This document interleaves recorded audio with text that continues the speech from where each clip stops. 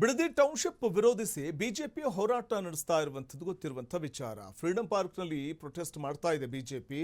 ಆದರೆ ಇಲ್ಲಿ ನಾವು ಗಮನಿಸ್ತಾ ಹೋಗ್ಬೋದು, ಈಗಾಗಲೇ FIR ಆಗಿರುವಂಥವ್ರು ಏನಿದ್ದಾರೆ, ರೈತರ ಮೇಲೆ FIR ಏನು ಹಾಕಲಾಗಿದೆ. ಭೂ ಸರ್ವೆ ಮಾಡ್ಲಿಕ್ಕೆ ಬಂದಂಥ ಅಧಿಕಾರಿಗಳ ಮೇಲೆ ರೈತರು ದಾಳಿ ಮಾಡಿದ್ರು, ಪೊರಕೆಯಿಂದ ದಾಳಿ ಮಾಡಿದ್ರು ಅನ್ನುವಂಥ ಕಾರಣಕ್ಕೆ ಸೊ ಈ ಸಂದರ್ಭದಲ್ಲಿ ಅವರ FIR ಅನ್ನು ತೆಗಿಬೇಕು ಅನ್ನುವಂಥ ಆಗ್ರಹ. ಮತ್ತೊಂದು ಕಡೆ ಈ ಒಂದು ಫ್ರೀಡಂ ಪಾರ್ಕ್ನಲ್ಲಿ ನಡೀತಾ ಇರುವಂಥ ಪ್ರೊಟೆಸ್ಟ್ಗೆ ಈ ವೇಳೆ ಮಾಜಿ ಮುಖ್ಯಮಂತ್ರಿ BS ಯಡಿಯೂರಪ್ಪನವರು ಕೂಡ ಆಗಮಿಸಿರುವಂಥದ್ದು ಕಾಣಬಹುದಾಗಿದೆ. ಅದರ ನೇರ ದೃಶ್ಯಾವಳಿಗಳನ್ನು ಗಮನಿಸಬಹುದು. ಬೆಂಗಳೂರಿನ ಫ್ರೀಡಂ ಪಾರ್ಕ್ನಲ್ಲಿ ನಡೆಯುವಂತಹ ಬಿಜೆಪಿಯ ಪ್ರೊಟೆಸ್ಟ್ನಲ್ಲಿ ಈ ವೇಳೆ ಮಾಜಿ ಮುಖ್ಯಮಂತ್ರಿ BS ಯಡಿಯೂರಪ್ಪನವರು ಕೂಡ ಆಗಮಿಸಿರುವಂಥದ್ದು ಬಿಜೆಪಿಯ ಈ ಹೋರಾಟಕ್ಕೆ ಮತ್ತಷ್ಟು ಬಲವನ್ನ ನೀಡ್ತಾ ಇದೆ, ಮತ್ತಷ್ಟು ಬಲವನ್ನ ತುಂಬುತ್ತಾ ಇದೆ. ಅಂದ್ರೆ ರೈತರ ಪರವಾಗಿ ನಾವಿದೀವಿ ಅನ್ನುವಂಥ ಬಿಜೆಪಿಯ ಹೋರಾಟಕ್ಕೆ ಮತ್ತಷ್ಟು ಬಲ ಬಂದಂತಾಗ್ತಾ ಇದೆ ಮಾಜಿ ಮುಖ್ಯಮಂತ್ರಿ BS ಯಡಿಯೂರಪ್ಪನವರ ಆಗಮನದಿಂದ.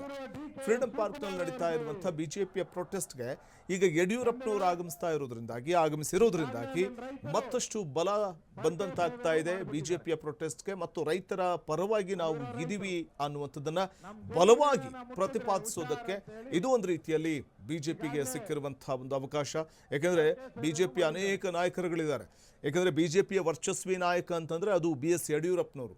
BS ಯಡಿಯೂರಪ್ಪನವರೇ ಧರಣಿ ನಡೀತಾ ಇರುವಂತಹ ಫ್ರೀಡಂ ಪಾರ್ಕ್ನಲ್ಲಿ ನಡೀತಾ ಇರುವಂತಹ ಧರಣಿಯಲ್ಲಿ ತಾವೇ ಸ್ವತಃ ಆಗಮಿಸ್ತಾ ಇರುವಂಥದ್ದು ಮತ್ತಷ್ಟು ಬಲವನ್ನು ನೀಡ್ತಾ ಇದೆ. ಒಂದ್ ಕಡೆ JDS, ಒಂದ್ ಕಡೆ ರೈತರ ಪರವಾಗಿ ನಾವಿದೀವಿ ಅಂತ ಹೇಳ್ತಾ ಇರುವಂತಹ ಸಂದರ್ಭದಲ್ಲಿ ಮಾಜಿ ಪ್ರಧಾನಿ HD ದೇವೇಗೌಡರು ಕೂಡ ಎಂಟ್ರಿಯನ್ನ ಕೊಟ್ಟಿದ್ದರಿಂದಾಗಿ ರೈತರಿಗೆ ಮತ್ತಷ್ಟು ಬಲ ಬಂದಂತಾಗ್ತಾ ಇದೆ.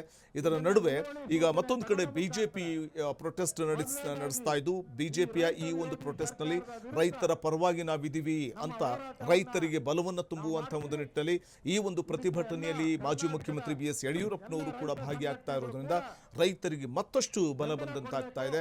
ಒಂದ್ ಕಡೆ ಮಾಜಿ ಪ್ರಧಾನಿ HD ದೇವೇಗೌಡರು, ಮತ್ತೊಂದು ಕಡೆ ಮಾಜಿ ಮುಖ್ಯಮಂತ್ರಿ BS ಯಡಿಯೂರಪ್ಪನವರ ಈ ಒಂದು ಆಗಮನ ಅಥವಾ ಈ ಒಂದು ರೈತರ ಜೊತೆ ನಾವಿದೀವಿ ಅನ್ನುವಂಥದ್ದು ರೈತರಿಗೆ ಮತ್ತಷ್ಟು ಆತ್ಮಸ್ಥೈರ್ಯವನ್ನ ಹೆಚ್ಚು ಮಾಡ್ತಾ ಇರುವುದಂತೂ ನಿಜ.